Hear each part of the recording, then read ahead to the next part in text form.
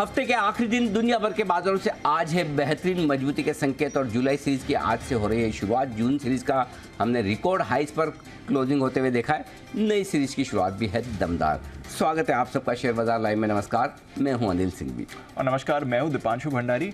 हफ्ते का आखिरी दिन है सर, महीने का आखिरी दिन है, क्वार्टर का आखिरी दिन है, छमाही का आखिरी दिन है। बहुत सारे आखिरी दिन आज और इस आखिरी दिन कई सारे रिकॉर्ड बनने की तैयारी में और पूरी उम्मीद है दीप की निफ्टी, बैंक निफ्टी, सेंसेक्स एक बार फिर से नए हाइज आज भी अरे वाह बनने। बिल्कुल, निफ्टी और सेंसेक्स में तो बनने ही बनने, कोई डाउट ही नहीं है।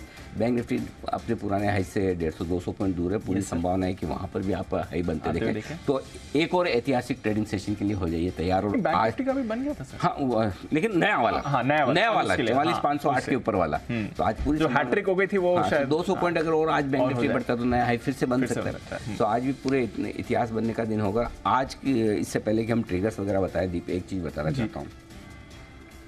आज इतना मसाला है बात करने के लिए, सच में इतना कुछ है सच में कि मतलब ढेर सारे मार्केट के अलावा स्टॉक्स ऐसे हैं जिन पर आपको जानना समझना जरूरी है, क्या हो रहा है, क्यों हो रहा है। तो कुछ बड़े मुद्दे हैं, कुछ बड़े स्टॉक्स हैं जहां पर बड़ा एक्शन होने वाला है। तो पूरी हमारी अच्छा हुआ कल की छुट्टी थी, काफी कुछ काम करने को मिला। कई सारे स्टॉक्स हैं जो आज बड़े रडार पर हैं, जिनका पूरा डिटेल में विश्लेषण करेंगे। बिल्कुल, और आईपीओ एक्शन भी है, उस पर भी आपसे करनी है बातचीत। पहले तो आज के जो ट्रिगर्स हैं वो बताएं सर। बिल्कुल दीप, ट्रिगर्स के लिए आज से अगर आप देखेंगे तो आज 6 पूरे। जी हाँ, तो ट्रिगर्स भी बड़े कम लग रहे हैं। हाँ, वो भी मतलब बड़ी मुश्किल से घुसा कर फंसा कर बनाए हैं। तो 6 ट्रिगर्स हैं जो आपके लिए आज के सेशन में।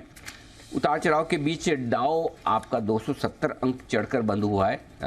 हफ्ते की ऊंचाई पर डॉलर इंडेक्स आता हुआ दिख रहा है। 103 के आसपास डॉलर इंडेक्स है और एसजीएक्स निफ्टी से अच्छे संकेत है। 19,200 के आसपास एसजीएक्स निफ्टी दिख रहा है। 100 पॉइंट की प्रीमियम भी पकड़ा, फिर भी अच्छी मजबूती है। और आईसीआईसीआई सिक्योरिटीज की डीलिस्टिंग को मंजूरी मिल चुकी है 629 रुपये के भाव पर। इस पर पूरा विश्लेषण होगा कि क्या ये मंजूरी ठीक है या नहीं। एमसीएक्स ने 63 मून्स के साथ सॉफ्टवेयर का करार बढ़ाया है। आज इस स्टॉक की धुलाई पिटाई होना निश्चित है, क्यों और कितनी, इसका भी पूरा विश्लेषण करेंगे। आइडिया फोर्ज आज बंद होने जा रहा है। साइंट डीएलएम आज बंद होने जा रहा है और आज पीकेएच वेंचर्स आज खुलने जा रहा है। इस आईपीओ पर भी पूरा डिटेल में हम करेंगे विस्तार से विश्लेषण कि इस आईपीओ में पैसे लगाएं या नहीं।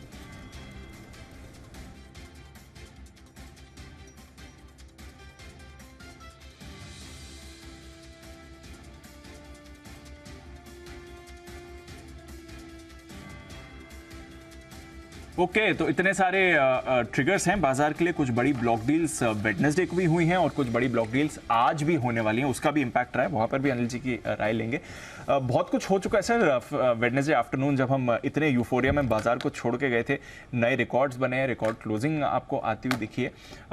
जरा जो ग्लोबल एक सहारा हमने बात करी थी कि वेडनेसडे तक ग्लोबल सपोर्ट मिसिंग था, फिर जो ट्यूसडे नाइट वेडनेसडे से ग्लोबल सपोर्ट आया, उसके दम पर हम और ऊपर गए।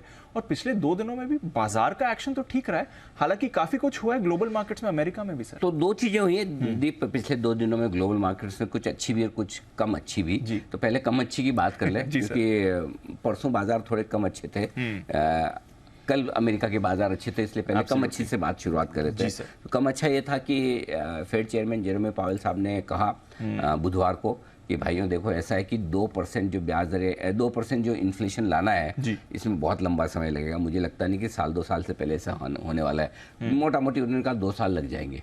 और जो ब्याज दरें नीचे लानी है उनको, उसमें भी 2 साल का समय लगेगा। तो यानी कि महंगाई और ब्याज दरों को लेकर उनके जो बयान थे वो उत्साह बढ़ाने वाले नहीं थे। इसका मतलब क्लियर कट है कि वो जल्दी से महंगाई कम होते हुए नहीं देख रहे हैं और उसके चलते जल्दी से वो ब्याज दरों को नीचे आते हुए नहीं देख रहे। तो ये 2 चीजें हैं जो उनके आंकड़ों से उनके बातों से नजर आई कि अभी भी इकोनॉमी को लेकर, ब्याज दरों को लेकर उनकी चिंताएं बरकरार हैं। ये तो हो गया बुधवार का मामला। फिर गुरुवार यानी कि कल अमेरिका की जो डेटा है बिल्कुल उसके उलट आए। मतलब सच में। मतलब इतनी बढ़ी हुई ब्याज दरों का अमेरिका पे कोई फर्क ही नहीं पड़ रहा, कुछ भी नहीं। 23 बैंकों का स्ट्रेस हुआ है। दीप, वैसे तो देखा जाए तो है ना, मैंने जो नोटिस किया है लाइफ में, अगर कोई आपका स्ट्रेस करना चाहे, सपोज मैं आपका करना चाहूँ या मेरा कोई करना चाहे कि आपका स्ट्रेस किया जाएगा, उसके नाम से स्ट्रेस बढ़ जाता है। सबसे ज्यादा मैंने देखा है पुराने जमाने में, अब तो खैर लोग हैबिचुअल हो गए, आजकल तो क्या है कि बीपी वगैरह बड़ी नॉर्मल सी बीमारी है, बीमारी भी नहीं मानते लोग तो, लाइफस्टाइल। पहले के जमाने में जैसे ही वो लगाइए आपके बीपी नापने के लिए 10-20 पॉइंट तो बीपी ऐसे बढ़ जाती थी, है ना। तो स्ट्रेस के नाम से स्ट्रेस बढ़ जाता है। लेकिन अमेरिका के 23 के 23 बैंक पास हो गए। कोई बड़ी बात है? नहीं, बड़ी बात है, बड़ी बात है जी। क्योंकि आखिरी फॉल अमेरिकी बाजारों में जो गिरावट आई, ये इनके स्ट्रेस से आई थी 3 महीने पहले। हाँ, जो श्यामराव विठल बैंक हमारा है, जिन्होंने पूरा क्लेरिफिकेशन दिया कि वो एसवीबी हम नहीं है, अमेरिका वाला है। एग्जैक्टली हमारी ये सिचुएशन कि हमारे बैंक जो कोऑपरेटिव बैंक वो कह रहे हैं कि हम मजबूत है, अमेरिका वाले कमजोर। आप देखिए ये सारे के सारे जो बैंक्स की प्रॉब्लम, जो लास्ट करेक्शन अमेरिकी बाजारों का, उन्हीं की वजह से था 100%। इसलिए ये 23 बैंक जो स्ट्रेस में पास हुए, ये परफॉर्मेंस अच्छी मानी जाएगी। हाँ, ऐसा मतलब बाजार तेजी में, इसके लिए मतलब आप ये मत सोचो कि ये रिजल्ट आया अच्छा नहीं है, ये रिजल्ट अच्छा है। हाँ, सो इससे जोश आना चाहिए कि 3 महीने पहले सबको लग रहा था कि अमेरिका डूबा 10 बैंक डूबे, 20 बैंक, लेकिन इस बार देखो एक चीज अच्छी हुई है, सारे सेंट्रल बैंक तो समझ गए कि कभी भी दुनिया में कोई भी समस्या हो, उसका एक ही समाधान है, पैसा। पैसा डालो, सिस्टम को मजबूत करो, लिक्विडिटी डालो और लोगों को डरने मत दो। लेकिन ये चीज प्राइवेट सेक्टर को भी समझ में आ गई कि एक बैंक डूबा और उसको हमने डूब दिया, हम सबके वैल्यूएशन ऐसे हो जाएंगे, पूछो मत। तो बढ़िया थोड़ा पैसा डाल के बचा लो। और इस बार यही किया इन्होंने, सारे बैंक जो बचाए तो प्राइवेट बैंक्स ने आके मिलके बचाए। तो उन्होंने कहा ये ज्यादा बढ़िया है कि थोड़ा सब डाल लें, बजाय इसको पूरा डूबने दें। सो स्ट्रेस का रिजल्ट वेरी गुड। हाँ, बिल्कुल। अब टेस्ट लेने वाले और देने वालों ने नकल नहीं की, तो हमें पता नहीं, ठीक है। बाकी रिजल्ट तो अच्छा है। दूसरा, इकोनॉमी के जो आंकड़े आए अमेरिका में, मजबूत आंकड़े हैं। कौन से आप बताओ?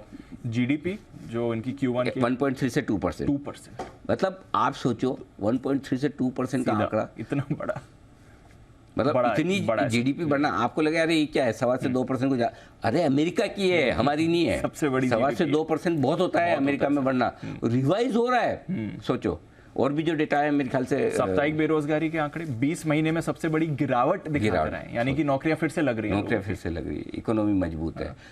सोचो मतलब ये तो अमेरिका की इकोनॉमी की बॉडी की ताकत है ना, कि बड़े बड़े डोज झेल रही है ना, एक से एक आ रहा है और हाईएस्ट लेवल पे आपकी ब्याज दरें चल रही है, फिर भी झेलने जा रहे हैं। सो आई थिंक तो आप सिर्फ ये सोचो कि जब ब्याज दरें घटना शुरू होगी, जब भी हो घटना शुरू होगी तो क्या होगा। लेकिन इसमें एक ही दिक्कत है, रिस्क है कि अगर इतनी मजबूत रहेगी इकोनॉमी तो महंगाई नीचे कैसे आएगी, वो सोचने वाली बात है। बस वो एक क्वेश्चन मार्क है। तो वो महंगाई, पावल साहब कह रहे हैं कि हमें तो नहीं लग रहा, पावल साहब ने कहा कि हमें नहीं लग रहा, ना तो इस साल ना ही अगले साल। 2% सोच तो ठीक ही रहे, लग तो नहीं रहा मुझे भी, जिस हिसाब से इकोनॉमी मजबूत है, महंगाई इजीली जल्दी से कम होने वाली है नहीं लगे। बट ठीक है, ये महंगाई और इकोनॉमी की मजबूती के बीच की जंग है, द्वंद्व है, जब होगा जैसे होगा देखा जाएगा। बट बाजार अच्छे से पचा रहे हैं सर, बाजार कोई एडवर्स रिएक्शन, या बॉन्ड डील इनकी बढ़ गई, 86% लोग मान रहे हैं कि अगली रेट हाइक होने वाली है, बट बाजार में कोई जो पता है ना उस पर बाजार का रिएक्शन ही नहीं आता। प्रॉब्लम ये जो नहीं पता उसी पे झटके लगते हैं। सो आई थिंक मेरे लिए इन सारी चीजों में इकोनॉमी के मजबूती के आंकड़े अच्छे हैं, लेकिन कमोबेश पता है। स्ट्रेस आई एम इम्प्रेस्ड, कोई प्रॉब्लम नहीं है। चलिए, तो बैंक्स ने तो ग्लोबल ठीक है, कहीं दिक्कत नहीं, ग्लोबल में समस्या नहीं, बढ़िया है। इससे बढ़िया संकेत क्या आएंगे, मतलब ऐसे क्या, मतलब कोई 500 पॉइंट थोड़ी राव बढ़ेगा, नहीं बढ़ेगा, इतना काफी है ना, ठीक है। एक झटका हमें भी लगा था पॉजिटिव वाला वेडनेसडे को। एक्सपेक्ट तो क्या था, बाजार अच्छे रहेंगे, बट इतने अच्छे रहेंगे, एक ही दिन में नया हाई भी बना दिया, 19,000 के ऊपर भी चले गए। सेंसेक्स बैंक निफ्टी का भी नया हाई बना दिया एक साथ। Sir mid cap small cap तो खैर है ही अपनी चाल में, वहां पर भी आउट परफॉर्मेंस उस दिन भी आई, तब भी हमने देखा मिड कैप स्मॉल कैप में वैसी अच्छी परफॉर्मेंस रही। कैसे समझना है सर ये रिकॉर्ड रन को? फाइनली लग गया रिकॉर्ड लग गया और अच्छी क्लोजिंग हुई है। हमें तो 18,900 की ही क्लोजिंग चाहिए थी। 18,900 के भी बहुत ऊपर और बढ़िया क्लोजिंग दी है निफ्टी ने। बैंक निफ्टी भी कमोबेश लाइफ हाई के आसपास, थोड़ा सा एक बार 44,550 के ऊपर बंद हो जाए तो और ज्यादा कंफर्मेशन आ जाएगी। सेंसेक्स लाइफ हाई पर है। तो हमारे बाजार बिल्कुल ठीक है, और आई एम श्योर हम 19,025 का जो हमारा बाजार का टॉप का फॉर्मूला का दूसरा लेवल था, वो अभी आपको खुलते ही नजर आ जाएगा। 19,011 भी एज गुड एज 14,000 के लेवल पे आप 19,025 बोलते हैं तो 19,011 को भी मान ही लेना चाहिए, लेकिन फिर भी आज भी फॉर्मेलिटी के लिए वो भी टच हो जाएगा। सो आई थिंक हमारे बाजार अच्छी पोजिशनिंग में है। कहीं कहीं थोड़ा थोड़ा आपको ओवरबॉट होने के संकेत आ रहे हैं, हल्के फुल्के ज़्यादा नहीं। अब जैसे आज के सेशन में भी मैं आपको बताऊंगा कि पुट कॉल रेशियो के लिहाज से निफ्टी 1.41 पर है, बैंक निफ्टी 1.30 पर है। सीरीज की शुरुआत के लिए ये हायर है, लेकिन प्रॉब्लम क्या है, हायर होकर भी हायर नहीं है। मतलब इसका रीजन ये कि पोजीशन नहीं है। अब 50 लाख शेयरों का 47-48 लाख शेयरों का ओपन इंटरेस्ट है, मतलब उस पर मैं हाई नहीं मानता। यही अगर 2-2 करोड़ की पोजीशन हो और पुट कॉल रेशियो हायर हो तो आपको डर लगता है। तो हल्की पोजीशन पे आप हाई है, वो एक बड़ा एडवांटेज है। 44,000 के पुट पर हाईएस्ट ओपन इंटरेस्ट है बैंक निफ्टी का, कितना 16 लाख शेयर का। अब 16 लाख में अच्छे रहे, कुछ भी नहीं है। 16 लाख में आप पुट कॉल रेशियो कुछ भी रख लो ना, 1.46, कहाँ से हाई हुआ, क्या फर्क पड़ेगा? पोजीशन भी तो होनी चाहिए ना। एग्जैक्टली, सिर्फ खाली रेशियो से नहीं निकाल सकते जी। मैं इसलिए कई बार बोलता हूँ कि डेटा खाली स्टैंड अलोन देगा। आप तो बोलते हैं सर 1.46 1.5 पुट कॉल रेशियो सब बेच के निकल जाओ, अपना बेच दो, घर वालों का, पास पड़ोस का। ऐसा नहीं होता। आपको वो साथ में मिला के देखना है कि क्या ये हायर पुट कॉल रेशियो वाकई में सफिशिएंट पोजीशन पे है या पोजीशन नाम मात्र की है। राइट, तो पोजीशन कम है इसलिए। अदरवाइज तो अगर कोई ऐसा दिन होता, मंगल बुध होता और जहाँ पर पोजीशन बड़ी होती और वहाँ पर पुट कॉल रेशियो आपको 1.46 पर होता तो थोड़ा डर रहता था कि भाई नहीं, चलो गड़बड़ है मामला, थोड़ा सावधानी रखिए। 1.41 का पुट तो अभी ठीक है, ऐसे कोई दिक्कत वाली बात नहीं है। सो आई थिंक ओवरऑल मेरे ख्याल से हमारे बाजार ठीक है। एफआईएस के डेटा आप देख लीजिए, दमदार हैं। 12,000 करोड़ का है, नो डाउट 8,500-9,000 करोड़ की ब्लॉक डील्स अदानी की है। उसके अलावा भी देखें तब भी 3-4 हज़ार करोड़ की खरीदारी कम नहीं होती किसी भी लिहाज से। वायदा कारोबार में जरूर थोड़ा बहुत बेचा है, वो एफआईएस की एक्सपायरी का एडजस्टमेंट है, लेकिन ओवरऑल खरीदारी तो है ही है। अभी तक खरीदारी का रुझान, तो आई थिंक इंडियन मार्केट्स अच्छी फुटिंग पे हैं। और आपके तो जुलाई सीरीज का भी मैंने कुछ डेटा एनालिसिस किया है। नई सीरीज की बात करनी है, क्या क्या सुनना चाहते हैं आप बताइए? अच्छा, कम अच्छा, पहले कौन सा बताऊं? सर 3 सीरीज तो पॉजिटिव हो गए। हाँ, अब ये क्या चौका लगेगा या नहीं? चौका लगेगा, चौका लगेगा। इसके फेवर में लगभग सारे चीज़ें हैं, लेकिन 2 चीज़ें हैं जो इसके फेवर में नहीं है। पहले क्या फेवर में वो बताऊं? पहले फेवर में ये कि जो निफ्टी का रोल ओवर है 76% हुआ, लॉन्ग साइड पर थोड़ा रोल ओवर है। बैंक निफ्टी का 79% ऑलमोस्ट पुराना जो रोल ओवर उसी के साथ हुआ है। ओपन इंटरेस्ट 91 लाख शेयर के साथ शुरू कर रहे हैं 87 लाख से, तो ज़्यादा कोई ऐसा बढ़कर पोजीशन नहीं है, तो वो ठीक है। आप जुलाई सीरीज में पिछले 3 सीरीज में आप निफ्टी पर 1900 पॉइंट चढ़ चुके हैं और बैंक निफ्टी पर 3500 पॉइंट। अब पिछले 2 साल का रिकॉर्ड बताऊं मैं आपको, तो पिछले 2 साल में एक भी बार ऐसा नहीं हुआ जब 4 सीरीज लगातार पॉजिटिव रही हो। अच्छा, हाँ, ये नहीं हुआ है। अगर हुआ तो ये पिछले 2 साल में पहली बार होगा निफ्टी और बैंक निफ्टी में लगातार चौथी सीरीज पॉजिटिव हो, तो ये आपको थोड़ा सावधानी का संकेत देती है। राइट। दूसरा सावधानी का संकेत है कि आप एफआईएस की इंडेक्स लॉन्ग पोजीशन 66% पे शुरू कर रहे हैं, जो छोटी नहीं है, छोटी बिला से हायर साइड पर है इंडेक्स लॉन्ग पोजीशन। तो एफआईएस लॉन्ग पोजीशन करके भी कितना करेंगे? अल्टीमेटली 80%, 3 सीरीज पहले 9% थी, 9 से 66% आ गए। तो 2 नेगेटिव है इस सीरीज में। एक रिकॉर्ड ये कहता है कि 4 सीरीज लगातार पॉजिटिव बंद होना बहुत कुछ चाहिए उसके लिए आपको, लेकिन इसी के साथ कुछ पॉजिटिव है दीप, वो ये है कि जुलाई सीरीज आमतौर पर बहुत अच्छी। पिछले 10 साल में आप देखें तो जुलाई सीरीज में सिर्फ एक सीरीज में 0.3% माइनस रहा है। अच्छा, बाकी लगभग पॉजिटिव। सिर्फ एक सीरीज है जहां 5.5% जुलाई सीरीज में नीचे बंद हुआ है मार्केट, सिर्फ एक सीरीज में। 2019 का मेरे को, हाँ 2019 में जब एनबीएफसी की वजह से वो लिक्विडिटी क्रंच हुआ था, वो क्राइसिस हुआ था, तब 5.5% नीचे बंद हुआ। अदरवाइज 10 में से 9 सीरीज जुलाई की, पिछले 10 सालों में से 9 साल जुलाई की सीरीज पॉजिटिव रिटर्न देती है और अच्छे देती है, 5-6% के भी दिए। तो अगर इतिहास देखा जाए तो जुलाई का महीना बहुत बढ़िया है मार्केट के। इनफैक्ट अगर आप इतिहास देखें तो जुलाई का महीना one of the best month है मार्केट के लिए। पिछले 10 साल का आप ट्रैक रिकॉर्ड देखोगे तो जुलाई का महीना वन ऑफ द बेस्ट है। हर एक साल में देखेंगे तो जुलाई का महीना काफी बढ़िया आता है। एक पॉजिटिव मूव ज्यादा आते हैं, दूसरा साइजेबल आते हैं। सो उस इतिहास से देखें तो अभी ऐसा कोई रीजन नहीं कि आप ये सोचें कि जुलाई खराब होना चाहिए। करेक्ट, आपको मॉनसून ट्रैक पर है, फिगर्स आपके जो भी आ रहे हैं टैक्स कलेक्शन के ठीक है, इकोनॉमी के नंबर बढ़िया हैं, कोई दिक्कत वाली बात ही नहीं। तो लोकल तो अच्छा, जुलाई के अभी रिजल्ट आने शुरू हो जाएंगे और रिजल्ट ठीक ठाक आते तो वो और आपको कॉन्फिडेंस दे देंगे। तो ओवरऑल हमारे यहाँ से कोई समस्या नहीं है। रहा सवाल बाहर का भी, अब जहाँ तक अमेरिका का सवाल है, जुलाई में आपके एक बार तो ब्याज दरें बढ़नी है, लेकिन उसके बाद अगर ब्याज दरें कम होने के संकेत आ जाएँ या ऐसा कुछ हो जाए और अमेरिकी बाजार और चल जाए तो हम तो लाइफ हाई पर, अमेरिका अभी भी पीछे है, तो कोई बड़ी बात नहीं वहां से अगर संख्या। सो आई थिंक जुलाई की सीरीज में अगर हमें खराब होना है तो एक ही रीजन से खराब होंगे, जिस वजह से 2019 में हुए। क्या? कोई ऐसा न्यूज़ फ्लो जो आपको मुझे नहीं पता। 2019 में एनबीएफसी का लिक्विडिटी क्रंच आया था। Yes sir. उस वजह से जुलाई सीरीज खराब हुई। Yes sir. सो अगर चाहे लोकल हो चाहे बाहर से हो, कोई ऐसी खबर आ जाए जो आपको हमें किसी को पता नहीं, तो उसके दम से गिर जाए तो अलग बात है। अदरवाइज डेटा और फ्लो के दम पर जुलाई की सीरीज मजबूत रहनी चाहिए।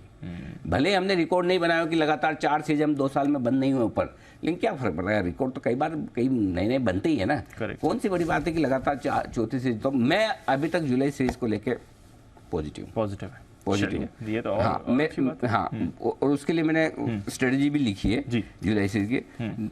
एक तो यही कि आमतौर पर बाजार के लिए अच्छी पॉजिटिव रहती है।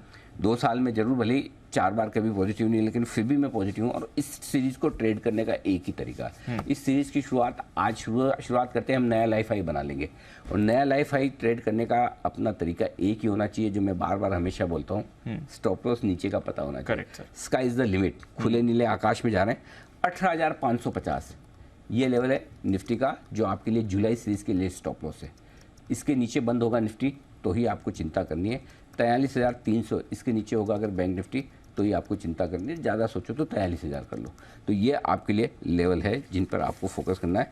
2 लेवल, जब तक इनके नीचे निफ्टी बंद नहीं होता जुलाई सीरीज में, तब तक चिंता की बात नहीं। चलिए, अच्छे लेवल्स आपने दे दिए, रेंज भी हमने देखा है, बाजार के रिकॉर्ड लेवल्स आपको आते हुए दिख रहे हैं। उन लेवल्स के ऊपर की क्लोजिंग मिली है जो चाहिए थी। अच्छा, एक बार स्ट्रैटेजी बात कर लेते हैं, फिर ये जो स्टॉक्स हैं सारे, वो हमारे स्टॉक्स में तो आज देखिए बहुत, एक तो आईसीआईसीआई सिक्योरिटीज जिसका डीलिस्टिंग का ऑफर आ चुका है, और दूसरा एमसीएक्स आज का बड़ा एक्सीडेंट होने जा रहा है। दोनों पर हम विस्तार से डिटेल में बात करेंगे, लेकिन उससे पहले आज की स्ट्रेटेजी दे देता हूं। आज वैसे जुलाई की सीरीज की मैंने ज़्यादा दी है, बट इसके अलावा ग्लोबल संकेत आज के पॉजिटिव हैं, एफआईएस के संकेत भी पॉजिटिव हैं, घरेलू फंड्स के संकेत हैं थोड़े नेगेटिव, वायदा कारोबार के संकेत हैं न्यूट्रल, सेंटीमेंट और ट्रेंड है पॉजिटिव। ठीक है। 18,860 18,890 ये आज के लिए है मजबूत सपोर्ट जोन। बस एक ही सपोर्ट जोन काफ़ी है। इस रेंज के नीचे मुझे दिखती नहीं है कमजोरी, तो आज गैप से खुलने के बाद 18,860 18,890 ये आपके लिए मजबूत सपोर्ट का काम करेगा। ऊपर 19,025 के ऊपर खुलने के बाद आपके लिए ब्लू स्काई जोन है। उसके बाद मुझे नहीं पता कि ये मार्केट कहाँ तक जाएगा। ये 19,100 जाता है, 19,200 जाता है, 19,050 जाता है, 19,150 जाता है, पता नहीं क्यों, पता नहीं वो भी बताता हूँ। एक तो ये कि ये लेवल्स हम पहली बार देखेंगे। कोई बात नहीं, पहली बार भी देखें तब भी कुछ एक लेवल का आप अंदाजा लगा सकते हैं कि कहाँ जाके रुकेंगे। लेकिन दिक्कत ये है दीप की 19,100 के कॉल पर सिर्फ 29 लाख शेयर है, 19,200 के कॉल पर सिर्फ 33 लाख शेयर, तो वो रुकावट वाले लेवल है ही नहीं। इसलिए ये कहाँ जाके रुकेगा मुझे पता नहीं। ठीक है। तो फिर ऐसे में ट्रेड कैसे करना है वो मैं आगे बताऊंगा। पहले खाली आप ये लेवल नोट करके रखें, 19,025 के ऊपर आपको शॉर्ट नहीं रहना है। 19,025 हाँ के ऊपर शॉर्ट नहीं। ये हम कल भी बात कर रहे थे, आई मीन परसों भी। और वैसे तो 18,900 के ऊपर ही आपका आखिरी उम्मीद 19,025 है जिसके ऊपर आप खुल रहे हैं। और अगर आज 19,025 के ऊपर बंद होते हैं तो न सिर्फ शॉर्ट काटे बल्कि लॉन्ग भी करनी चाहिए। जैसे 18,900 के ऊपर बोला था, अगर आपने 18,900 पे शॉर्ट काट लिया होता है और लॉन्ग की होती तो आज आपको 200 पॉइंट का गेन मिल जाता। बिल्कुल करेक्ट। आज 19,100 तो दिखे नहीं, तो आप 200 पॉइंट तो बना लेते ना। Correct sir. तो जितने आपने शॉर्ट करके इतने दिन तक सेका, खड़े रहे, तनाव में रहे, वो आपके काम 2 दिन में हो जाता था। एग्जैक्टली 2 दिन भी नहीं। एग्जैक्टली। तो आप मार्केट के ट्रेंड के साथ रहें, जबरदस्ती न करें, ट्रेंड के विपरीत ट्रेड करना है, जो बहुत लोगों की आदत होती है। गलत नहीं है, अपनी अपनी तरीका है पैसा कमाने का, लेकिन फिर डिसिप्लिन रखें। ठीक है। बैंक निफ्टी 44,125 44,175 ये आपके लिए पहला सपोर्ट जोन है। यही आसानी से टूटेगा नहीं, लेकिन इसके नीचे मैंने दिया है 43,925 44,025 स्ट्रॉन्ग बाय जोन है। अगर आए तो जरूर खरीदना चाहिए।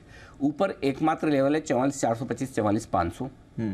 एक बार 44,550 के ऊपर निकल कर टिके, ये भी ब्लू स्काई जोन में। फिर इसके लिए कोई खास लेवल निकला। पहले मैं बार बार ये कहता था कि 44,550 के ऊपर सीधा 45,000 की तरफ है। आज मैं वो भी नहीं कह रहा। उसका रीजन है कि 44,500 के कॉल्स पर 20 लाख शेयर है, तो ऐसे शॉर्ट भी नहीं है कि जो कूद के काटने के लिए आए, और नई कोई ऐसे बड़े कॉल राइटिंग खड़ी है जहां जाके रुके। सो ऊपर के डेटा ही नहीं है। अगर डेटा होते तो मैं आपको दे देता। नए शॉर्ट कवरिंग के डेटा है और नए शॉर्ट के डेटा है। तो दोनों ही चीजें नहीं, डेटा ही कम है। अब 20 लाख शेयर बैंक निफ्टी का स्टॉप ओपन इंटरेस्ट में क्या आप शॉर्ट करोगे? 20 लाख शेयर आज 25 पॉइंट में 50 पॉइंट में कट जाते हैं। बिल्कुल। तो ऐसा भी नहीं है। सो आई थिंक ऊपर के डेटा नहीं, तो 44,550 के ऊपर लाइफ एंजॉय कीजिए। उसको कैसे ट्रेड करना है वो मैं आगे बताऊंगा। ठीक है सर। अब बाकी डेटा, FIs की इंडेक्स लॉन्ग पोजीशन 66%, थोड़ी चिंता की बात है। PCR 141 थोड़ा हायर है बट मुझे दिक्कत नहीं है। बैंक निफ्टी का 130 पे ठीक है चलेगा, और विक्स 11 के नीचे कोई खास दिक्कत नहीं। ठीक है, मौजूदा पोजीशन स्टॉप लॉस ऊपर खींच के लाया हूँ 18,800 अब इंट्राडे क्लोजिंग बेसिस पे आपका स्टॉप लॉस होगा, और बैंक निफ्टी पर 43,950 आपका इंट्राडे क्लोजिंग बेसिस पे स्टॉप लॉस है। ठीक है, शॉर्ट पोजीशन पे 19,025 इंट्राडे क्लोजिंग एक ही है, 44,550 इंट्राडे क्लोजिंग एक ही है, ये जरूर लगाना ही लगाना है। ठीक है सर। नई पोजीशंस, नई पोजीशंस, निफ्टी आप खरीदें 18,550, सॉरी 18,550 तो भूलना पड़ेगा, बहुत टाइम हो गया। 18,850 के स्टॉप लॉस के साथ डे ट्रेडर्स के लिए, फ्रेश खरीदारी करने वालों के लिए 18,850 का स्टॉप लॉस है। पुरानी जिनकी खरीदारी है उनका 18,800 है। टारगेट 19,000, 19,025, दो ही टारगेट बस, दो ही टारगेट बस, उसके ऊपर ही खुलेंगे। हाँ। तो तीसरा टारगेट है ही नहीं। तो तीसरे टारगेट में जो लिखा है वो ध्यान से सुनिएगा। 19,025 के पार निकल के जब निफ्टी चलना शुरू करे तो आपको एक ही काम करना है, जो भी लेवल आए उसके 50 पॉइंट नीचे का अपना स्टॉप लॉस ट्रेल करते हैं। फॉर एग्जांपल 19,080 पहुंचे तो 19,030 कर दिया, 19,120 पहुंचे तो 19,070 कर लिया, स्टॉप लॉस ट्रेल करते रहो। अब नहीं पता ना कहां जाके रुके, कहीं तो रुकेगा। एग्जैक्टली। लेकिन मुझे नहीं पता, आपको नहीं पता। अगर पता है तो आप वहां पे प्रॉफिट बुक कर लीजिए, और नहीं पता है तो स्टॉप लॉस ट्रेल करते चलिए। या फिर ये देख लीजिए कॉल राइटर कहाँ खड़ा हो रहा है, 19,100 पे हो रहा है, 19,200 पे हो रहा है, 19,300 पे हो रहा है, तो आपको पता चलेगा कहाँ तक का रास्ता है। सो बेस्ट तरीका ये, स्टॉप लॉस भले 50 पॉइंट का रखना हो, 25 का रखना हो, 100 का रखना हो, आपकी मर्जी है, स्टॉप लॉस ट्रेल करें। इसलिए मैंने बता दिया कि 19,025 के ऊपर ये स्ट्रेटजी। और जो बेचना चाहते हैं निफ्टी, उनके लिए मेरी कोई राय नहीं है आज। मुझे नहीं पता ना कहाँ बेचूं। अच्छा, राय नहीं है बेचने, कहाँ बेचूं मुझे बताओ, आप बताओ कहाँ बेचना चाहिए, कैसे? एकदम आप ब्लू स्काई जोन में है, करेक्ट सर, खुले नीले आकाश में, तो बेचने का ट्रिगर अब दो तरीके से आएगा। या तो आपका डेटा बन जाए ऑप्शंस का कि यहाँ पर रुकावट है, उसके आसपास बेचे, या नीचे का कोई लेवल टूटे। तो नीचे का लेवल जब तक 18,800 नहीं टूटेगा तब तक तो बेचने का सिग्नल ही नहीं आएगा। Correct sir.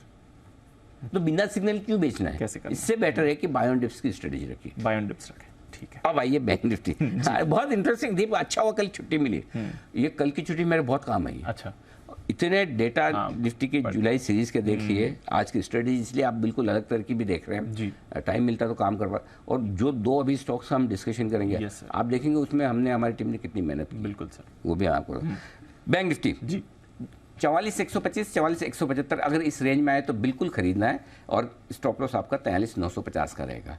टारगेट जो बनेंगे 44,225, 275 दो छोटे टारगेट, 325, 425 और 475 तक के फाइनल टारगेट के लिए कर दी है खरीदारी।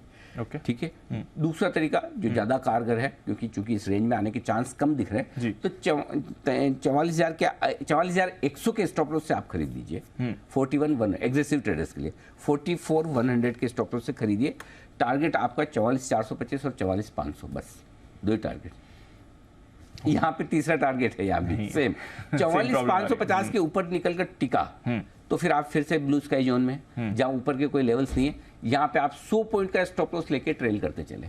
समझो 44,700 हो गया तो 44,600 स्टॉप लॉस कर लिया, 44,870 हो गया, 44,700, जो भी आपको लगे, जहां भी लेवल पे पहुंचे स्टॉप लॉस ट्रेल करते चले।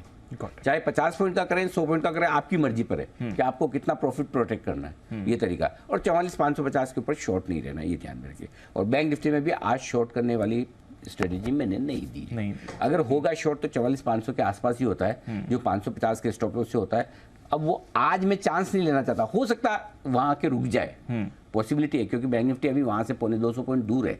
हो सकता है हम 44,500, 550 के आसपास रुके, लेकिन मैं आज शॉर्ट करने के बाद मैं कोशिश ये करूंगा नीचे में वापस लेने का मौका मिले, क्योंकि वहां शॉर्ट करने में रिस्क रिवॉर्ड रेशियो फेवरेबल नहीं बन रहा, इसलिए थोड़ा वेट करेंगे। ये आपके लिए आज की स्ट्रेटजी। ठीक है सर, गॉट इट, अंडरस्टूड। तो ये पूरे लेवल्स हैं और ऊपर के लेवल्स पर शॉर्ट नहीं करना है, ध्यान से आपको अपनी पोजीशन मेंटेन करनी है। नई सीरीज है तो बैन के सारे स्टॉक्स बाहर आ चुके हैं। आखिरी दिन पिछली सीरीज के L&T फाइनेंस और मनप्पुरम दोनों बैन में थे, अब ये बैन से बाहर आ गए हैं। आज के लिए कोई स्टॉक बैन में नहीं होगा। डेटा भी थोड़ा समझ लें, क्योंकि बड़ी ब्लॉक डील्स भी थी सर, और आखिरी दिन भी था सीरीज का, तो उस हिसाब से डेटा ब्रॉडली अपन बात कर ही चुके हैं। हाँ, मेरे ख्याल से और ऐसा कुछ खास है नहीं, वो एक ब्लॉक डील थी वही है, और बाकी FNO के डेटा जो है नॉट वर्थ डिस्कसिंग। ठीक है, सीरीज के पहले दिन वैसे भी नहीं होते हैं। चलिए अब स्टॉक्स की बात करते हैं। IPO का PKH वेंचर्स 9 बजे अनिल जी से IPO पर उनकी राय लेनी है। और भाई साहब, इस IPO पे भी मैंने करीबन घंटा 1.5 घंटा काम किया, मजा आ गया। मजा आ गया। निकाली दीपा, ली हाँ 9 बजे आपको आईपीओ का विश्लेषण सुनने में बड़ा आनंद आएगा। डन सर, तो चलिए 9 बजे बात मिस मत करेंगे। करना। बिल्कुल। अगर आपको आइडिया और साइन डीएलएम के आईपीओ पर विश्लेषण आपको अच्छा लगा और इशू इतना भर रहा है जी, तो मैं बता रहा हूँ आपको इस पे विश्लेषण और भी अच्छा लगेगा। अरे अच्छा, इन दोनों से अच्छा लगेगा। इन दोनों से अच्छा लगेगा विश्लेषण विश्लेषण। हाँ गॉट इट सर। सुनिए 9 बजे बिल्कुल तैयार इससे रहेंगे। पहले के अभी 2 विश्लेषण और है, वो भी आपको बड़े पसंद आए। Yes, sir। पहले कौन सा करेंगे आप? पहले दोनों है मेरे पास, आईसीसी भी है और एम6 भी, जो आपकी मर्जी है। आईसीआईसीआई सिक्योरिटीज करते हैं, क्योंकि जब आई थी ये खबर तो आपने कहा था कि रिटेल निवेशकों को फेयर वैल्यू मिलनी चाहिए इसमें। बिल्कुल। क्या ये जो शॉप रेशियो है ये फेयर वैल्यू दे रहा है? बिल्कुल भी नहीं, नहीं, बिल्कुल भी नहीं। और 629 रुपए का जो दाम निकल कर आता है, जो रेशियो निकल कर आया है, होगा ये कि आईसीआईसीआई बैंक के 67 शेयर्स आपको मिलेंगे अगर आपके पास आईसीआईसीआई सिक्योरिटीज के 100 शेयर है। उस हिसाब से आईसीआईसीआई सिक्योरिटीज की फेयर वैल्यू करीबन 629 रुपए निकल कर आती है, अंदाज से हमने निकाली है। ठीक है, कुछ डेटा पहले दे दूं और फिर उसके बाद मैं बताऊंगा क्या करना चाहिए। मार्च 2018 में इशू आया था आईसीआईसीआई सिक्योरिटीज का, सवाल बाद में आएंगे, पहले डेटा लिख लीजिए। मार्च 2018 में 520 रुपए पर इशू आया था, लिस्टिंग 100 रुपये नीचे हुई 431 रुपये। क्योंकि उस समय भी हमने राय यही दी थी कि इस इशू में पैसा मत लगाइए, बेहद महंगा है। क्यों महंगा था? तब जब इशू आया था प्राइस मल्टीपल जो मांगा था आईसीआईसीआई सिक्योरिटीज ने 520 रुपये के दाम पर 35 का पी था और बुक वैल्यू से 20 गुना मल्टीपल पे आया था। ओके। आज जब 629 रुपये के दाम पर ये डीलिस्ट कराने जा रहे हैं, पी दे रहे हैं 18 का और बुक प्राइस टू बुक दे रहे हैं 7। सोचिए इतने कम वैल्यूएशन पे ये दे रहे हैं। ठीक है, आईपीओ से लेकर अब तक आईसीआईसीआई सिक्योरिटीज के शेयर ने 3.5% का सालाना रिटर्न दिया है। अगर इस आईपीओ में पैसा लगाने के बजाय आप आईसीआईसीआई के एफडी में भी पैसा लगाते तो दुगुना कमाते, बिना स्ट्रेस का, बिना टेंशन का दुगुना कमाते एफडी में। इस दौरान आईसीआईसीआई बैंक की बुक वैल्यू बढ़ी है 2.25 गुना, 1.8 टाइम्स, और आईसीआईसीआई सिक्योरिटीज की बुक वैल्यू बढ़ी है 3.4 टाइम्स।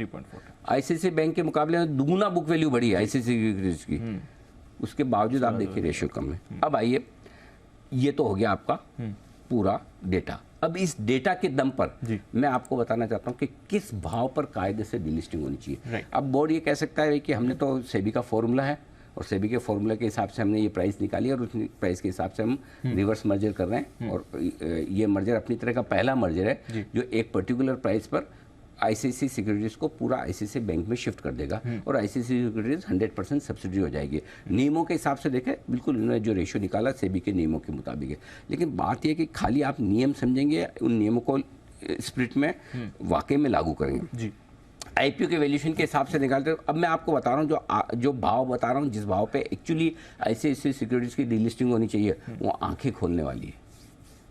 पहली चीज, अगर जिस भाव पे आईपीओ आया उसी वैल्यूएशन पर अगर आप डीलिस्ट करते हैं, आईपीओ के वक्त आपका पी था 35 का, आज अगर आप 35 के पी मल्टीपल पर अगर करते हैं 1210 रुपये का भाव होता है। वाह। अगर आप 20 का जो प्राइस टू बुक वैल्यू उस समय था, आज आपकी बुक वैल्यू 89 रुपीज़ है, अगर उस पर करते हैं तो 1780 रुपये के आसपास का आपका भाव बन के निकल कर रहा है। 20 टाइम 1780। आईपीओ से लेकर अब तक कंपनी की आय बढ़ी है 84%, मुनाफा डबल हुआ है। और ऐसे में क्या दुगुना भाव कम से कम नहीं मिलना चाहिए? बनना चाहिए। 1000 रुपये तो वैसे ही बनता है। अब आइए डेटा देख लीजिए आईसीआईसीआई सिक्योरिटीज के आय और मुनाफे के किस तरह से दुगुने होते हुए दिखे। अब सबसे बड़ा इन्वेस्टर है एलआईसी, क्योंकि भले ही बोर्ड ने डिसाइड किया हो, लेकिन माइनॉरिटी शेयर होल्डर्स की अप्रूवल तो लगेगी है ना। 50% से ज़्यादा माइनॉरिटी शेयर होल्डर्स हाँ करेंगे या नहीं करेंगे। अब इसमें सबसे बड़ा ट्रम्प कार्ड एलआईसी के पास है, और एलआईसी किस दाम पे मानेगा ये सोचने वाली है। रिवर्स बुक बिल्डिंग नहीं है जी, नहीं तो प्राइस आप तय कर सकते थे। अब एलआईसी को और बाकी फंड्स को, बाकी माइनॉरिटी शेयर होल्डर्स को हाँ या ना में जवाब देना है कि आप इस मर्जर के फेवर में हैं या नहीं। एलआईसी ने करीबन 2.5% हिस्सेदारी ली है, और जो हमने एलआईसी का अंदाज से भाव निकाला, एग्जैक्ट तो हमारे पास नहीं है, वो भाव निकल कर आता है 720 रुपये।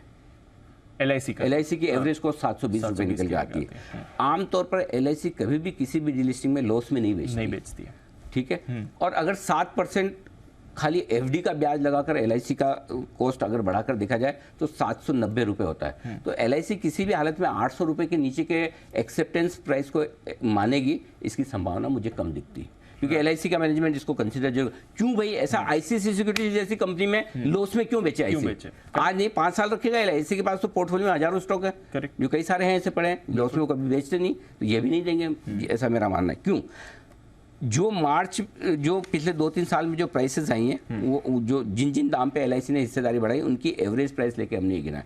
सो ये चीज ये सारी ये तो आपको हो गया। तो मेरा ये मानना है मिनिमम 800 रुपए के नीचे तो कभी LIC मानने वाला नहीं। Right. लेकिन अगर जिन वैल्यूएशंस पे ICICI सिक्योरिटीज का IPO आया, अगर वही वैल्यूएशंस के लिहाज से आप इसकी डीलिस्टिंग कराते हैं तो 1200 से 1800 रुपए का दाम होता है। अगर ICICI बैंक के मैनेजमेंट में दम है और अगर उनको ये लगता है कि हम माइनॉरिटी शेयर होल्डर्स के इंटरेस्ट में, आप लेके आइए ना reverse book building, price decide कर दीजिए मार्केट को।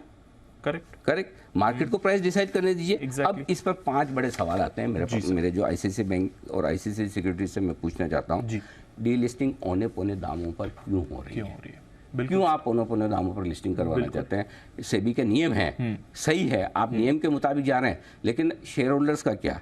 FIs और लोकल फंड्स क्यों इसका विरोध नहीं करेंगे? जब वोटिंग का मामला आएगा वो माइनॉरिटी शेयर होल्डर्स में आते हैं, देखते हैं कौन इनके फेवर में वोट करता है। उन फंड से भी सवाल पूछे जाएंगे, सवाल पूछे जाएंगे क्या माइनॉरिटी शेयर होल्डर्स के इंटरेस्ट में ये क्यों डीलिस्टिंग क्यों है, उनके पक्ष में क्यों नहीं है? क्योंकि इनमें माइनॉरिटी शेयर होल्डर को कोई फायदा नहीं हो रहा। मैं ICICI सिक्योरिटीज का शेयर इसलिए नहीं खरीदता 5 साल, इसलिए नहीं रखता कि मुझे 3.5% का रिटर्न मिला। वो भी अभी डीलिस्टिंग आया, अगर डीलिस्टिंग नहीं आया तो पिछले हफ्ते का मुंह निकाल दो तो 5 साल में स्टॉक ने कुछ नहीं किया।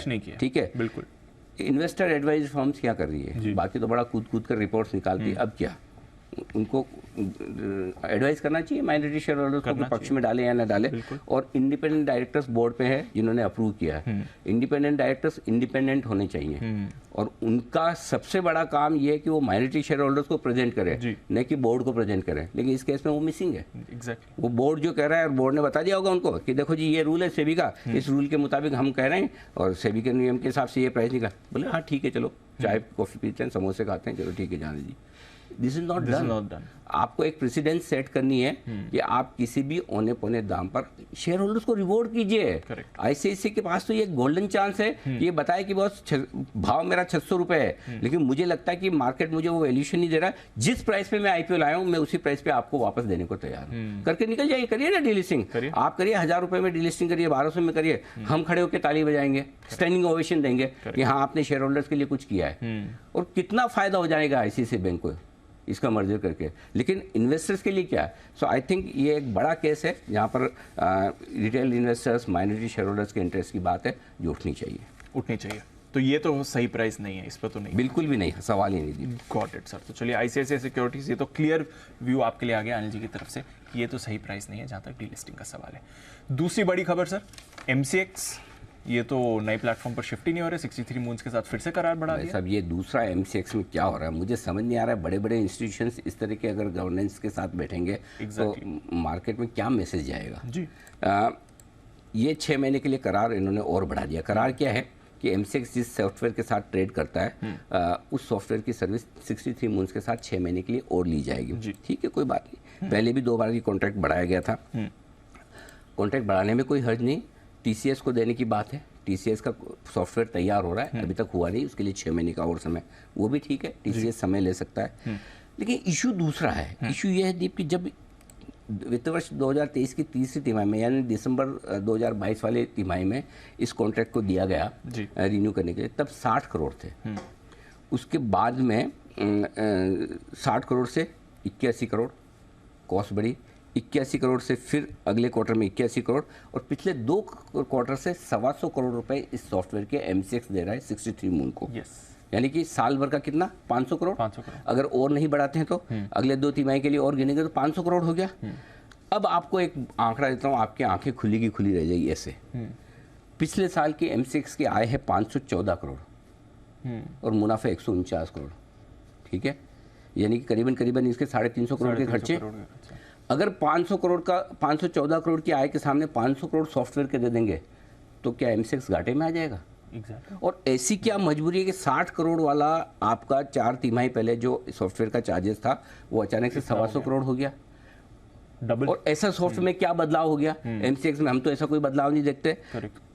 अगर ये चार्जेस कैसे, और आप पिछले 3 तिमाहियों में देखिए 63 करोड़ का मुनाफा था एमसीएक्स का, घटकर 38 करोड़ रहा, और पिछली तिमाही तो खाली 5.5 करोड़ का रह गया। यानी कि एमसीएक्स इस बार पक्का लॉस में आना तय है। इस तरह से कॉस्ट आप बढ़ेगी। 513 करोड़ की इनकम में 500 करोड़ का सॉफ्टवेयर चार्जेस कैसे दे सकते हैं? और 60 करोड़ से 125 करोड़ अगर सॉफ्टवेयर चार्जेस आपके हो रहे हैं, किस बात के? क्यों? अब बड़े सवाल यहाँ पर एमसीएक्स से जो आते हैं वो ये कि पहली चीज, इतनी जबरदस्त बढ़ोतरी क्यों है सॉफ्टवेयर चार्ज में? इसकी वजह क्या है? क्या सॉफ्टवेयर अचानक से बहुत अच्छा हो गया, या फिर टीसीएस नहीं बना रहा है इसलिए आपको मजबूरी में देना पड़ रहा है? दूसरा, टीसीएस जैसी दिग्गज कंपनी जो दुनिया में टॉप कंपनियों में आईटी में, जिसको सॉफ्टवेयर बनाने के लिए ही जाना जाता है, हिंदुस्तान की मोस्ट रेपुटेड कंपनी है, उसको सॉफ्टवेयर बनाने में इतनी देरी क्यों हो रही है? कहाँ दिक्कत आ रही है? क्या टीसीएस नहीं बना पा रहा है, या टीसीएस को एमसीएक्स से सपोर्ट नहीं मिल रहा बनाने के लिए? Correct sir. हो क्या रहा है? इतना चार्ज देने पे क्या एमसीएक्स घाटे में नहीं आएगा? आप अगर सारे, मतलब ये तो ऐसा हो गया एक्सचेंज ही आप इसीलिए चला रहे हैं ताकि आप सॉफ्टवेयर के पैसे भर सके। Exactly correct. पिछले 4 दिनों में 63 मून का स्टॉक 30% भागा है, 4 ट्रेडिंग। 63 मून्स का? हाँ 30%। किसको पता था कि ये ऐसा होने वाला है? किसी को तो पता था, कोई रीजन ही नहीं है। इसका मतलब क्लियर है। एमसीएक्स के मैनेजमेंट से हमने कोशिश भी की बातचीत करने की, आ नहीं रहे। अब लेकिन ये सवालों के जवाब देने की जरूरत है। मार्केट जानना समझना चाहता है कि एमसीएक्स प्रॉफिटेबल भी रहेगा या नहीं। और दूसरा ये कि अगर ये सॉफ्टवेयर नहीं लागू हो पा रहा है, तीसरी बार आपको डेडलाइन बढ़ानी पड़ रही है, तो प्रॉब्लम कहाँ है? एमसीएक्स में है या टीसीएस में है? दो में से एक जगह। और अगर आप नहीं बोलेंगे तो मार्केट आमतौर पर ये समझेगा प्रॉब्लम टीसीएस में नहीं होगी।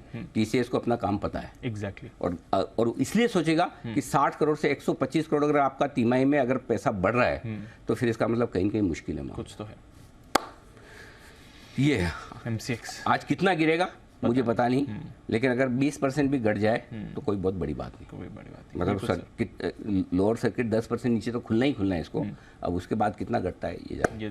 क्योंकि जब ये खबर आई थी 22-23 मई को कि ये हो जाएगा, शिफ्ट हो जाएगा पहले, तब स्टॉक करीबन 2 दिनों में 15% के आसपास भागा था। वहाँ से स्टॉक में बड़ी तेजी बनी थी। तो आराम से 20% तो घटने में कोई, मुझे याद है बाजार काफी पॉजिटिव हो रहा था इस बात पर कि सॉफ्टवेयर कॉस्ट कम होगी। आज का बड़ा एक्सीडेंट है और ये बड़े लेसन आ रहे हैं कुछ जो आई मीन देखने समझने जरूरी है। सवाल तो बड़े उठते ही हैं एमसीएक्स पर, किस तरह से आप ये मैनेज कर रहे हैं, ये जवाब तो आना चाहिए इसका। और साथ ही आईसीआईसीआई सिक्योरिटीज, तो 2 स्टॉक्स हैं जहां पर बड़े सवाल अनिल जी ने उठाए हैं, दोनों पर आपको आज रखनी है नजर। आइए फिर हमारी रिसर्च टीम से भी बात करते हैं और कौन से स्टॉक्स पर आज खबरों का एक्शन आपको दिख सकता है। कुशल हमारे साथ तैयार है, साथ ही नुपुर और आशीष भी हैं। कुशल, मॉर्निंग, बताएं ट्रिगर्स और खबरें कौन सी हैं? अच्छा माफ़ कीजिए, कुशल तो है ही नहीं अभी तक। नुपुर आपसे करते हैं शुरुआत, बताएं। बिल्कुल, खबरों के साथ शुरुआत कर लेते हैं फिर। जो ब्लॉक डील आज होने वाली है उसमें सबसे ऊपर है क्रेडिट एक्सेस ग्रामीण, जहां पे प्रमोटर जो है credit access India block deal के जरिए करीबन 5.8% हिस्सा बेचने वाली है। जो ये डील है वो 7% के डिस्काउंट पे होगी। 1230 रुपये का भाव है। टोटल डील वैल्यू देखेंगे तो 1107 करोड़ के आसपास की है। टीडी पावर देखेंगे तो ब्लॉक डील के जरिए प्रमोटर शेयर होल्डर्स 24% हिस्सा बेचेगी। प्रमोटर शेयर होल्डर्स करीब 800 करोड़ के शेयर्स बेचने वाले। ब्लॉक डील के जरिए 214 के भाव पे होगी। 4% का डिस्काउंट यहाँ पर भी है। बीपीसीएल बोर्ड ने राइट्स इशू के जरिए पूंजी जुटाने को मंजूरी दे दी है।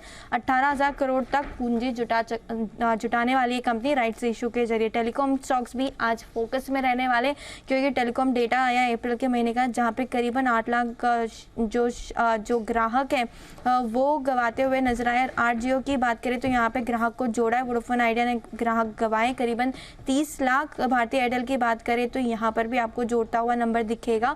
तो टेलीकॉम स्टॉक्स भी आज फोकस में रहेंगे। ग्रैन्यूल्स इंडिया, जहाँ पे 25 मई को जो आईटी सिक्योरिटी में हैकिंग हुआ था उससे जुड़ा हुआ अपडेट कंपनी की तरफ से आता हुआ दिखा है, जहाँ पे आईटी सिस्टम में बड़े बदलाव की वजह से ऑपरेशंस पर असर दिख रहा है कंपनी को। हालांकि मुनाफे और आय में कितना नुकसान होगा वो फिलहाल नहीं है, लेकिन जो सिस्टम है अब वो नॉर्मल प्रोडक्शन पर आता हुआ नजर आ रहा है। लेकिन थोड़ी नेगेटिव न्यूज़ है ग्रैन्यूल्स इंडिया के लिए भी।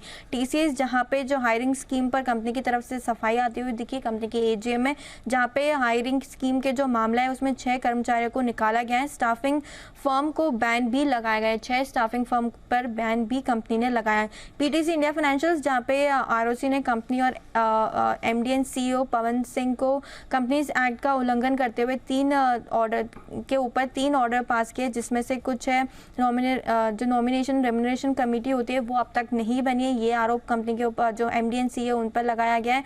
साथ ही साथ और भी सेक्शन 149 का उल्लंघन किया, जिसके चलते पेनल्टी और जुर्माना भी लगाया गया एमडी एंड सीईओ पर। तो ये है आपके लिए कुछ खबरें। कुशल भी हैं हमारे साथ तैयार। कुशल बताएं कौन सी ट्रिगर्स और खबरें आपके पास? बिल्कुल दीप, यहाँ पर सबसे पहले तो आधार पैन लिंक करने की आज आखिरी तारीख है ट्रिगर्स के लिहाज से। साथ ही विप्रो का बाईबैक बंद होता हुआ दिखेगा। आदित्य बिरला कैपिटल QIP के इशू प्राइस की मंजूरी पर कंपनी विचार करती हुई दिखेगी। सेंट्रल बैंक ऑफ इंडिया पर भी नजर रखिए। पूंजी जुटाने पर कंपनी की बोर्ड बैठक है। अमृतांजन हेल्थ केयर बोर्ड बैठक में बाईबैक प्रस्ताव पर विचार किया जाएगा। Radiant cash management pre IPO lock in भी खत्म हो जाएगा। AB कैपिटल 7.57 करोड़ जो इक्विटी शेयर्स हैं वो भी आज लिस्ट होते हुए नजर आएंगे। साथ ही जो कुछ एक सिक्योरिटीज हैं जिसमें टॉप 10 क्लाइंट्स जो है अगर 20% से ज्यादा मार्केट वाइड पोजीशन लिमिट होती है तो आज से additional exposure margin 15% in equity derivatives पर लगता हुआ दिखेगा। एक्स डिविडेंड है काफी सारे शेयरों में, जिसमें Bajaj auto, Bajaj finance, Escorts Kubota, bank of Baroda और कैनफिन होम्स शामिल हैं। IPO अपडेट के लिहाज से PKH वेंचर्स का IPO आज खुलने वाला है। 30 जून से 4 जुलाई तक ये IPO खुला रहेगा। प्राइस बैंड 140 से 148 रुपए, जिसमें फ्रेश इशू और साथ ही OFS शामिल है। साथ ही Idea Force Technologies Day 3 update है। यहाँ पर टोटल जो है करीबन 50 टाइम्स ये बढ़ता हुआ दिखा है और आज इसका लास्ट डे है और रिटेल निवेशकों के हिसाब से 64.4 टाइम्स यहाँ पर ये जो सब्सक्रिप्शन है किया गया है। साइन DLM इसका Day 2 अपडेट आता हुआ दिखा है, जिसमें टोटल 7.58 टाइम्स सब्सक्रिप्शन हुआ है और रिटेल कैटेगरी ने लगभग 24 टाइम्स यहाँ पर सब्सक्राइब किया है। इस IPO का भी आज के दिन में आखिरी दिन है। और भी कौन सी खबरें कुशल वो भी बता दीजिए। बिल्कुल दीप, यहाँ पर खबरों में जाइडस लाइफ साइंस फोकस में रहेगा। US FDA से टेंटेटिव अप्रूवल मिला है एक ब्रेस्ट कैंसर की दवा के लिए। अमेरिका में यहाँ पर लगभग 2709 करोड़ रुपए का इनकी सालाना बिक्री होती है। टाटा कम्युनिकेशन यहाँ पर अमेरिकन कंपनी कैलेरा का इन्होंने अधिग्रहण किया है। लगभग 821 करोड़ रुपए में 6 से 9 महीनों में ये पूरा किया जाएगा और अलग अलग इंडस्ट्रीज को ये इंटीग्रेटेड कम्युनिकेशन सर्विस ये कंपनी प्रोवाइड करती है। टाटा केमिकल्स LIC ने यहाँ पर 15 अक्टूबर 2022 से 27 जून 2023 तक के बीच लगभग 2.06% हिस्सेदारी खरीदी है। अब हिस्सेदारी 7.12% हो गई है। बीकाजी फूड्स कंपनी में इंडिया 2020 महाराज ने कंपनी के लगभग 60 लाख शेयर यहाँ पर बेचे हैं। ये नॉन प्रमोटर है। 2.43% हिस्सेदारी घटकर 2.73% अब हो गई है। ओपन मार्केट के जरिए ये ट्रांजैक्शन किया गया था। Advance enzymes promoter advance vital enzymes ने लगभग 25 लाख शेयर्स यहाँ पर बेचे हैं। हिस्सेदारी 3.46% अब हो गई है। मंगलम सीमेंट यहाँ पर प्रमोटर रामरथ ट्रेडिंग ने 2.38 लाख शेयर्स खरीदे हैं और कंपनी की हिस्सेदारी यहाँ पर अब बढ़कर 6.16% हो गई है। HDFC लाइफ यहाँ पर HDFC लिमिटेड ने लगभग 1.65 करोड़ शेयर्स खरीदे हैं 674 रुपए 87 पैसे प्रति शेयर के भाव पर। अब ये हिस्सेदारी इनकी जो एज पर RBI नियम 50.33% हिस्सेदारी अब इनकी बढ़कर हो गई है। और अंत में जाइडस वेलनेस यहाँ पर नॉर्जिस बैंक अकाउंट ने लगभग 5 लाख शेयरों की बिकवाली की है 1480 रुपए प्रति शेयर के भाव पर। ओके, तो ये है आपके लिए सारी खबरें और आज के ट्रिगर्स भी। आइए ब्रोकरेज पर भी डालते हैं नजर FIR में।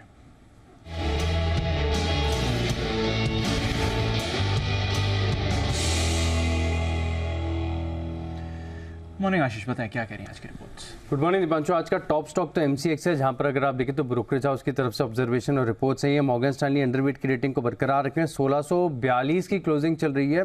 1125 रुपये का लक्ष्य दिया और मान रहे कि ये जो करार इन्होंने रिन्यू किया है इससे क्षमता है कि FY24 का जो पूरा मुनाफा है साफ हो जाए, तो बड़ा नेगेटिव है। साथ में UBS भी अगर आप देखें तो हालांकि ये खरीदारी की राय को 1950 रुपये के लक्ष्य के लिए बरकरार रखे हुए हैं, लेकिन कमेंट्री इनकी भी अगर आप पढ़ें तो मान रहे कि बहुत महंगा करार किया है और स्टॉक के ऊपर बड़ा इंपैक्ट यहाँ पर आपको देखने को मिलेगा। लेकिन अच्छी रिपोर्ट आई है मैनकाइंड फार्मा पर जेफरीज की तरफ से। हालांकि कवरेज की जो शुरुआत की है वो होल्ड की रेटिंग के साथ की है। 1830 रुपये का टारगेट दिया, 1704 की क्लोजिंग चल रही है। लेकिन फिलहाल अगर आप देखें तो मान रहे कि मार्केट परफॉर्मेंस अगर आप देखें तो काफ़ी कंसिस्टेंट है और इंडस्ट्री में सबसे बेहतर भी है डोमेस्टिक मार्केट में, तो यहाँ पर फोकस रखेंगे।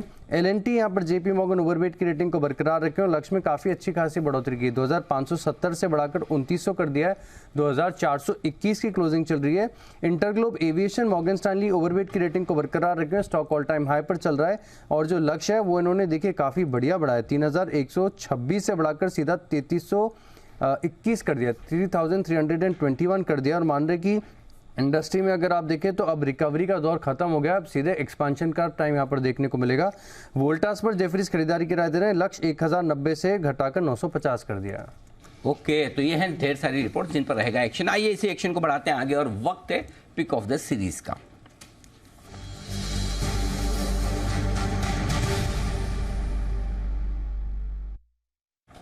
लंबे वनवास और अवकाश के बाद दो महारथी आज फिर से लौटते हुए दिख रहे हैं और सेम टू सेम भी नजर आ रहे हैं।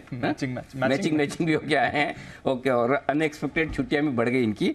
स्वागत है बंसल जी, सुप्रभात, स्वागत है सर। बताएं पिक ऑफ द सीरीज। अरे वीक क्या, सो पिक ऑफ द सीरीज है, मंडे वाली फीलिंग आ गई गलती से। Pick of the series ji.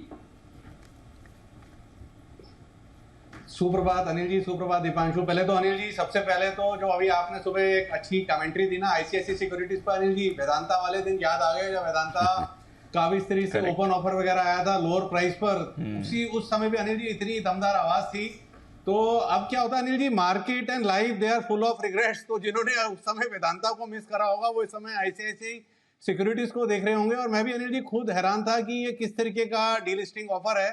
But मैंने डिटेल अनिल जी बिल्कुल भी मेरे को पता नहीं थे, छुट्टियों में था तो बिल्कुल पढ़ा नहीं था। बट आपने जिस तरीके से बोला और जिस तरीके से रिटेलर्स के लिए आवाज उठाई, एलआईसी के लिए भी उठाया, और सिमिलर अनिल जी वेदांता के लिए भी आपने एलआईसी का उदाहरण दिया था, तो बड़ा अच्छा लगा सुन के अनिल जी। पहले तो आपको अनिल जी मतलब कि कॉम्प्लीमेंट अनिल जी, मेरे पास शब्द नहीं अनिल जी, अंग्रेजी इतनी अच्छी नहीं है कैसे मैं बोलूं। बट बड़ा अच्छा अनिल जी, आपने बड़े अच्छे तरीके से समझाया और बड़े अच्छे तरीके से बोला, सिमिलर जैसा आपने वेदांता पे बोला था जब वेदांता डबल डिजिट्स में था। धन्यवाद बंसल जी। और आईसीआईसी सिक्योरिटीज हमारी रिकमेंडेशन लिस्ट में भी रहा है एसआईपी स्टॉक के तौर पर, क्योंकि हमें लगता है कि स्टॉक में वैल्यू है, देश का लीडिंग ब्रोकर है, वो ऐसे औने पौने दामों पर डीलिस्ट नहीं होना चाहिए। धन्यवाद बंसल जी। बताएं sir pick of the series. अच्छा, अब अनिल जी दूसरा देखिए, लंबा आपका जरूर था बट जी बिजनेस को और आपको मिस इतना नहीं करा, क्योंकि अनिल जी कोई ना कोई मिलता गया जो जी बिजनेस और आपको याद कराता गया। इवन इमिग्रेशन पे अनिल जी वापसी पर भी मतलब कि मेरे से पूछा गया, वही बंसल जी हो ना जो अनिल जी के साथ शो करते हो अनिल जी। तो ऐसा नहीं है कि सिर्फ मेरे को पहचानते हैं, मेरे को लोग इसलिए पहचानते हैं क्योंकि मैं आपके साथ बैठता हूँ अनिल जी। धन्यवाद सर, बढ़िया लगा। चलो अच्छा है, मतलब बंसल जी को हर जगह लोग पहचान रहे हैं, क्या बात है जी। सर बताइए। और अनिल जी जो मेरा पिक ऑफ द सीरीज है, हमारे जो सीनियर पैनलिस्ट हैं वागले जी जो लेट आते हैं वीआईपी की तरह, उनको भी प्लीज शेयर कर दीजिएगा। मेरे ख्याल से वो एक जमाने में काफी बुलिश थे। स्टॉक है अरविंदो फार्मा, काफी बेहतरीन टेक्निकल चार्ट है, 738 के अराउंड चल रहा है, करेक्शन पर 710 715 के अराउंड मिले तो बाय एंड होल्ड करे। 655 डीप स्टॉप लॉस है, इसलिए करेक्शन पे खरीदने की बात कर रहा हूँ। 655 का स्टॉप लॉस लगाना है। स्टॉप लॉस डीप है तो टारगेट भी काफी बड़ा है। 1000 के टारगेट के लिए अरविंदो फार्मा में खरीदारी की राय है। फार्मा एज अ सेक्टर काफी अच्छा लग रहा है। लास्ट सीरीज में मैंने डीबीज दिया था और अब मेरा अरविंदो फार्मा है और 1000 के टारगेट के लिए ओरो फार्मा पर खरीदारी की राय है।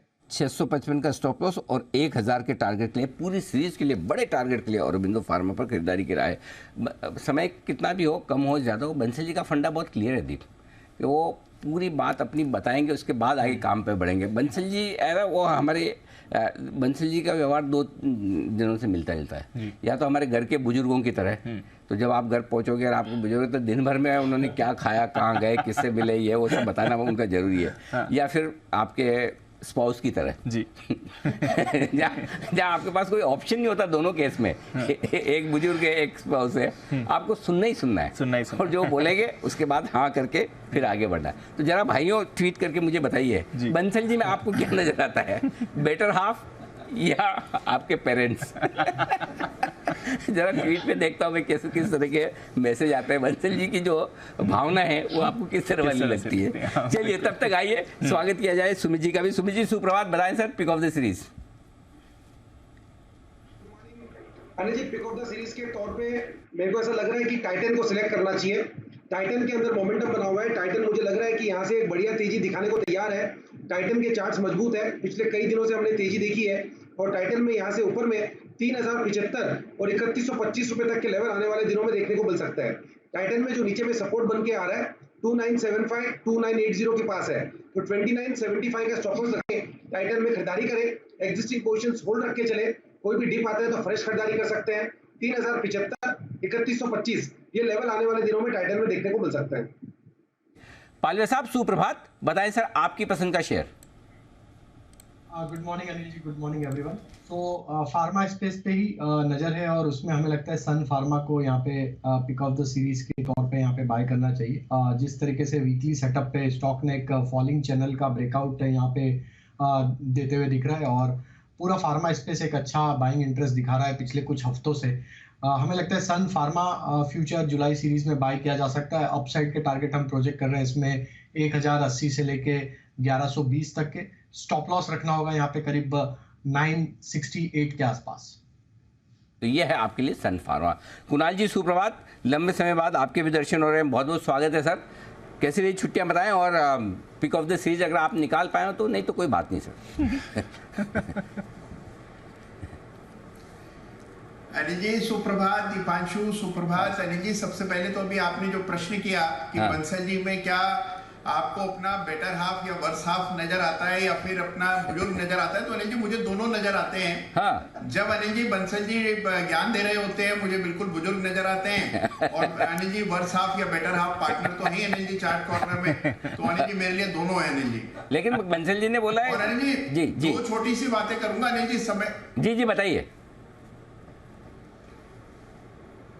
अनिल जी दो छोटी बातें हैं। सबसे पहले तो अनिल जी देखिए आप, अनिल जी मैं जहां पर भी गया, मैं कश्मीर गया अनिल जी, जहां पर भी गया हर व्यक्ति अनिल जी आप ही की बातें कर रहा था। एक साहब मुझे मिले अनिल जी जिन्होंने मुझे बताया कि किस तरह आपका नेचर बिल्कुल सॉफ्टी की तरह है।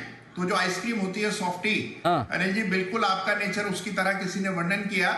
और अनिल जी अभी अभी जो आपने प्रस्ताव किया कि आप अहमदाबाद जाना चाहते हैं, वहां ठहरेंगे, तो अनिल जी इतने लोग मुझे मिल रहे थे जो कह रहे थे कि अनिल जी को बोलो कश्मीर आएंगे, कोई कहता है अनिल जी को बोलो कि हमारे शहर रायबरेली आएंगे। तो अनिल जी जो भी लोग मिले उन्होंने सबने आपको अनिल जी न्योता दिया है। तो मेरी ओर से अनिल जी, क्योंकि मैं बीच में था, तो अनिल जी सब लोगों की ओर से आपको अलग अलग शहरों का न्योता है अनिल जी, साथ में मुझे भी न्योता मिला। थैंक यू, बिल्कुल साथ में चलेंगे। वैसे अहमदाबाद वाला तो गजब का, मतलब एक भाई साहब है, उन्होंने तो इतना खतरनाक लिखा कि बोले सर आपको कुछ करने की जरूरत नहीं, मैं चार्टर्ड प्लेन लेके आऊंगा, आपके घर से आपको उठाऊंगा, सीधा मेरे घर पे लाऊंगा, मैच की टिकट भी मैं ही मंगवाऊंगा। हाँ। और आपको मैच दिखा के वापस आए। बोले ये इसलिए करो ताकि आपको कोई दूसरा हाईजैक नहीं कर दे, फिर पक्का हो जाएगा आप मेरे साथ। ये हमारे दर्शकों का, हमारी एक्सटेंडेड फैमिली का प्रेम है। बहुत बहुत धन्यवाद। कुणाल जी अब आप चाहें तो आप पिक ऑफ द सीरीज बता सकते हैं। वैसे बंसल जी ने ये जरूर बोला है कि उन्होंने बिल्कुल भी मुझे और जी बिजनेस को मिस नहीं किया पूरे समय में, क्योंकि हमेशा कोई इनको मिलता रहा। आपके बारे में उनकी राय कुछ भी नहीं है, चुप रहे। अभी इसको आप मान लें मिस किया नहीं किया वो आप जाने, दोनों का आपका आपस में मैटर है। उन्होंने चुप ही रखी है इस मामले पे, नो कमेंट्स टाइप वाला मामला। बताएं सर।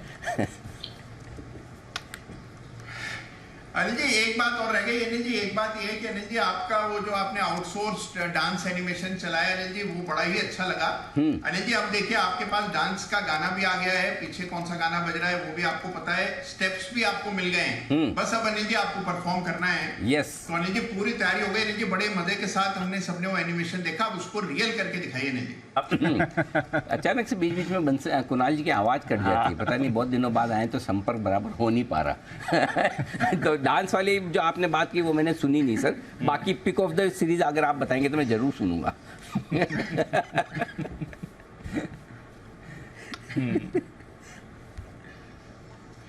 तो अनिल जी खरीदारी की राय है और पिक ऑफ द सीरीज में खरीदना है एनटीपीसी। तो एनटीपीसी में एक बुलिश फ्लैग पैटर्न बनाए, ब्रेकआउट आते हुए कल के ट्रेड में हमने देखा, तो इसमें खरीदारी करें। 187 का स्टॉप लॉस रख लें और सीरीज के लिए टारगेट 197 का पहला टारगेट है, वो लेवल आने के बाद फिर से इस पर चर्चा करेंगे। 197 के टारगेट के लिए एनटीपीसी खरीदना है। में करें खरीदारी। पिक ऑफ द सीरीज आ रही है आपके लिए सिद्धार्थ जी की तरफ से भी।